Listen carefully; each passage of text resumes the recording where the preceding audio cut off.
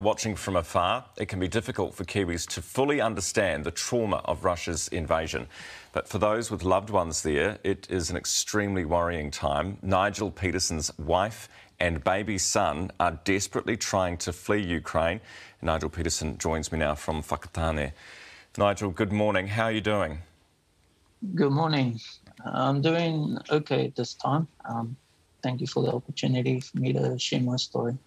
We're really grateful for you talking to us. Nigel, your wife's name is Nadia. How is she? Have you spoken to her? And how's your son?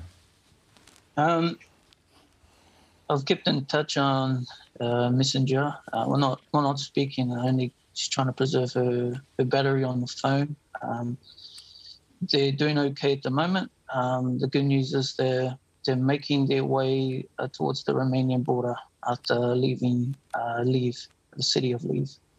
OK, so they've left Lviv and they're heading to the Romanian border. Is she on a train? Do you know how she's travelling? Yes, she's on a train. Just her and my son at the moment in terms of family arrangements. It's difficult because her family have chosen to remain, so it's challenging for her. But she's trying to get through it and get her and my son to safety. So she's actually made the decision to go on her own and her family staying back in Lviv, is that right? Her family are actually in the city of Cherkasy, so 12 hours ago she caught a train from there. So she's been on a train for the last, say, 14 hours, a long train ride.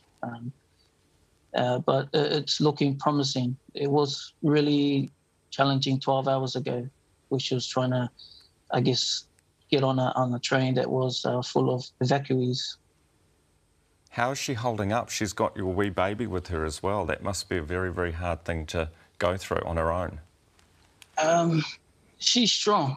One thing I know about my wife, and it's in the Ukrainian people, that they're really strong and determined people. And it's no different. A lot of family and friends know my wife as that strong person and courageous, and if there's anyone that could get through, it'll be her.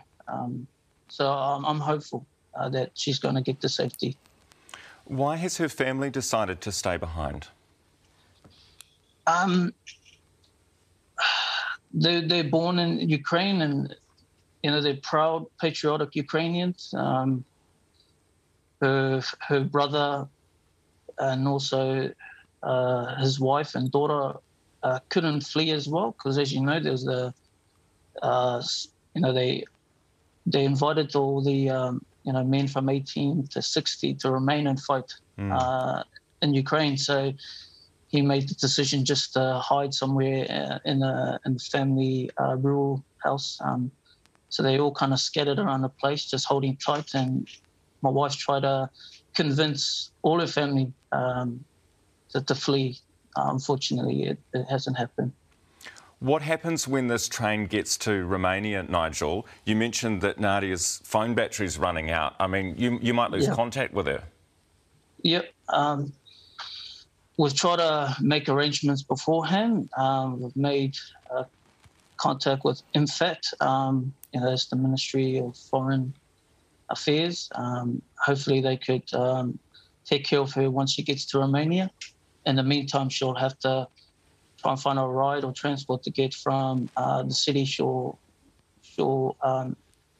reach, which is just before the Romanian border, and to get to the Romanian border.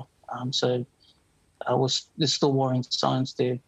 Has the Ministry of Foreign Affairs given any signs that they might be able to help once she's on the other side? Do you know what kind of help they could offer?